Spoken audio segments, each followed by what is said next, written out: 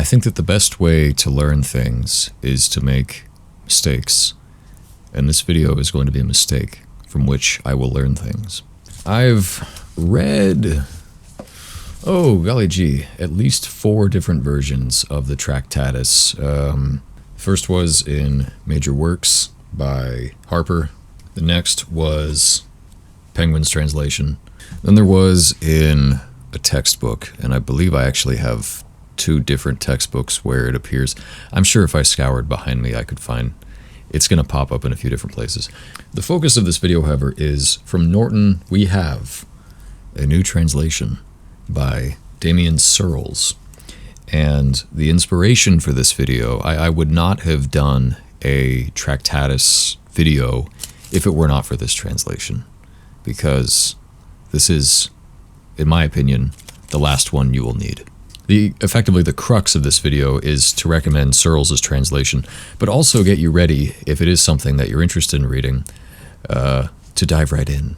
In any translation you find of the Tractatus that's worth its stuff, you're going to get the preface, which is provided by Wittgenstein.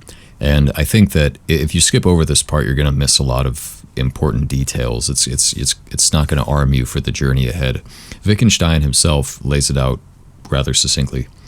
I might sum up the whole meaning of the book in something like the following words. Anything that can be said at all can be said clearly. If something can't be talked about, we mustn't try to talk about it. The book thus tries to define the limits of thinking, or rather of the expression of thoughts. For in order to draw the border of thinking, we would need to think both sides of the border, and therefore would need to be able to think what cannot be thought. The border can only be drawn in language, with what lies beyond the border being simply nonsense. So, what of our thoughts can be refined into a communicable format is effectively what he's asking. And from there, how much philosophy can we do, or how far can we push the limits of philosophy, given that there is a limit? I should also point out something that attracted me. You'll notice that this version is quite thick compared to previous incarnations, and that is because, thrillingly, it is a bilingual copy. There's something about bilingual copies. I imagine they're probably not the most lucrative pitch to an editor / publisher, like, oh, there's twice as many pages, really. To me, it's almost like an invitation to check the work. I don't know. I think something else that's also worth pointing out is, and I don't really know where to fit this into the discussion, is that the elephant in the room regarding the Tractatus, if you know anything about Wittgenstein, and this will get into a further point, is that he said, well, you know, I'm not done. You know, he did the Tractatus, went away for 10 years, came back and said, I can't really get behind that anymore. Let's do some more work. And he did. The way that a lot of people interpret that is to say that, well, he discredits it. He denounces it. He disavows it. At the same time, though, one of the things that you have to remember is that where the Tractatus fits in history, throughout here, he makes several references to the Principia. In fact, if you think about it, I don't have the Principia. I've never read the Principia. But if you take the Principia and then the Tractatus and then something like Language, Truth, and Logic, what you have are steps towards what we call analytics. And of course, this was 100 years ago. And so it's no surprise that it should be the case that authors and philosophers would go back and say, no, we were trying to apply some kind of form to this budding thing to ascertain where it was going and what its purpose is. And so, yeah, we got a lot of stuff wrong. There's a lot of things that we'd like to try again. So, I mean, every one of the books I just mentioned, the authors later said something along those lines. And so to point at the Tractatus and say, well, Wittgenstein later didn't like it, that's not to say that it doesn't have any value to it. The same can be said about, air. I think there's still value to be derived there. I'm going to talk very briefly about the merits of this particular, we'll call it the Searles translation really quick. And then I'll talk a little bit about, I'll say my recommended approach. We'll say the preface in the beginning is, to me, shows a level of intelligence and care, and also recognizes, he brings up some of the older translations, especially those that were made during Wittgenstein's lifetime, which, if you think about even English,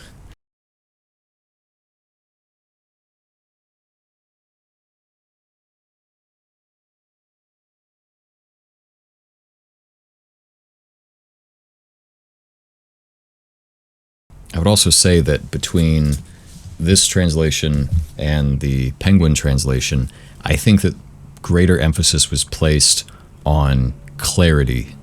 I think that both translators did a good job. They did a very good job. There's a bit of a biographical sketch here in the beginning of this one, as well as a very brief overview of some of the topics that Wittgenstein early in his career was concerned with. There's also a very, very brief primer on some of the logical notation, and that's the other thing. I'll get to that in a second. And it seems that his focus was on sort of, the word that he used is demystifying the language. I think that with Searles' translation, you have a little bit of the same. I would say, honestly, I think that they were kind of going for the same thing. It's just that with this, I find the language to be much clearer. And being that I don't speak German, I can't tell you how much fidelity is being lost, or how much poetry is being lost, between the left-hand page and the right-hand page. I couldn't tell you. So in that regard, I'm ignorant, but purely as someone who's having to ingest this material via the English language and purely through the tool that is the English language, then I must say that here was much more fluid and eloquent, and it was interesting to revisit topics which I was already familiar with, just said in a different way, especially when that way seems to hit you at a funny oblique angle, and you go, oh, duh. That's right, logical notation. I almost forgot about that. Being that the word logic exists in the title, there is a modicum of formal logic which is being explored, being that this is ultimately a work concerned with logic. Having taken multiple classes and read a handful of books on the subject, I'd say I'm okay. I'm okay at it. Of course, that says more about me than it does about the difficulty of reading logical notation. I would say, though, however, if you do find yourself stumped, it doesn't hurt just to pull up the Wikipedia page for logical notation and just have that on hand. Or better yet, which is something that you do in a logic class, is take the notation and write it down yourself and kind of reverse, sort of translate it back and forth. This is what's, here's your symbol, then here's what it means, its corresponding English meaning, and so on. But enough of that for me. If you're watching this video, you're probably familiar with the unorthodox format with which Wittgenstein composed the Tractatus. It was a series of very short bullet points, numbered, and they,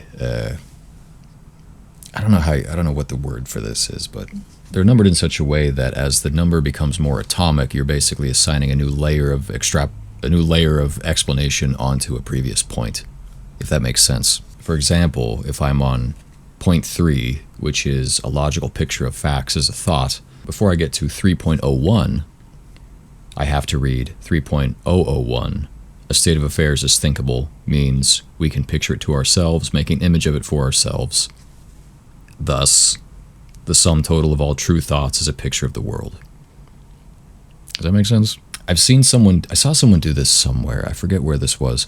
But what they did was they went through this book and they just started with the primary numbers, 1, 2, 3, 4, 5, 6, 7. There's 7 of them. The 7th is the easiest because it's just one single statement. And then they went through and slotted the next smallest power in.